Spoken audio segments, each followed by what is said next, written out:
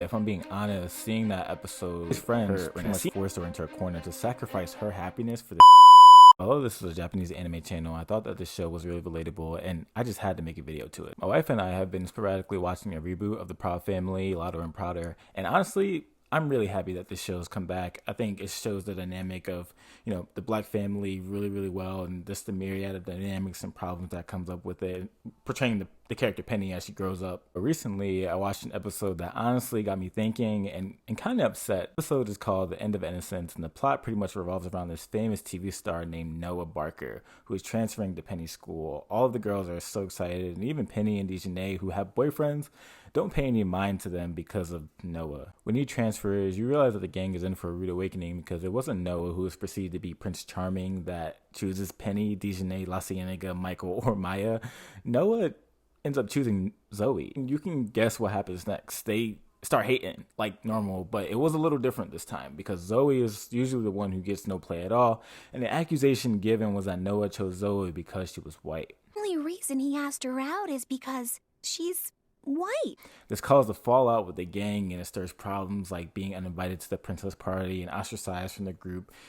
But Zoe ends up showing up. The gang side-eyes her, they have an argument, and it's revealed that Noah only asked Zoe out because she was white. Afterwards, it seems that all is lost, the gang is over, until everyone shows up at the dance, and Zoe tells the rest of the girls that she found out from Noah that he did ask her out because of his preference, and broke up with him, apologized to the girls apologize for acting like jerks, and then all becomes well.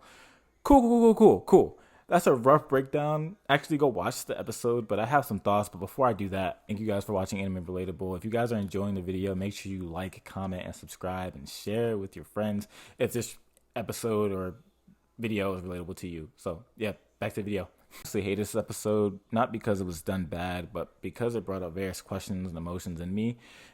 And honestly, I felt for Kareem and Darius because in the glory of this Noah with popping eyes and clout, they got left in the dust. How Penny and Dejanay treated them because they wanted to be the ones to date Noah was wild. And I won't lie, it brought up some past insecurities in my own heart, especially in high school, that if I liked a girl, I'd probably be left in the dust by some dude in high school that looked like Michael B. Jordan or Michael Ealy. In high school, luckily, Kareem and Darius were real ones, loyal black men right there. The second thing is, instead of the gang being upset and mad at the preference of Noah, they decided to take it out on Zoe, who could not really help the way that she was born and the color of skin that she has. I understand the value of uplifting women of color. That's necessary. Don't get me wrong. We need to keep doing it. But I think there's a better way to do that without devaluing their supposed friend, who in all reality thought Noah liked her for her. And to be honest, I think that probably still stands because even if Zoe was born white and Noah liked the preference of dating white girls, he still liked her for her. And I'm sure within that, like, he was going to get to know her. I think that just makes sense because we all have preferences. Like, I don't think that someone with a preference should be demonized, but like because of what they like. I think that's just mad weird. Zoe's friends pretty much forced her into a corner to sacrifice her happiness for the sake of her friend's jealousy.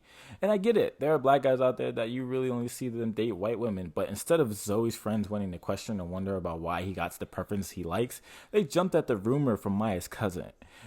And before I forget to mention, there is no reason to explain for why Noah likes white girls. There is no deeper depth in the storyline, which leaves us only wondering because we just don't know, and I'll leave it at that. Thirdly, I'll pose this as a question. In the last scene, we find Zoe dancing with Myron, who asks her to dance. She accepts, but a few seconds into dancing, I think we see some reservations in her looking at Penny and Dejanay dancing with their men, which I think begs the question, if Myron said he only dates white girls, would Penny and the gang even really care? I mean, Myron is the nerdy guy who doesn't really get any play, and it seems that how the show depicted this episode is saying that if Zoe will date a black guy, it'll be the nerdy one that no one bats an eye at. So much for, lifting up black men in this episode too. I hope, I mean, as I'm continuing to watch, I hope that does happen. I think the Proud Family does do a really good job in uplifting black men. Oscar, they make him a clown, but I think he's comedic relief, but I think they really do a good job. But if I'm being honest, seeing that episode hurt, and that scene hurt, because not only did Zoe get tossed to undesirables, it showed that the black nerdy guy isn't as desirable either, and can't really get the pretty girl. And to be honest, that sucked. Because fellas, I don't know if you relate, but as a black man and being a black nerd in high school, although I was athletic and had friends, I knew that I could never measure up to the popular black guy who was 6 foot and desirable. Like, fellas, I know that you guys have been in a position of having that really good looking guy friend who all the girls want, and really you're just chopped liver and you're just sitting there like, hey, like, what about me? Um, no, just me. Cool. All jokes aside, I honestly believe that this show did a great job because it showed the reality that even as black folk have insecurities, and in an effort of trying to uplift ourselves and uplift other black people, how many people are actually in their way tearing down other people because they couldn't really help how they were born? That's kind of crazy. Dang.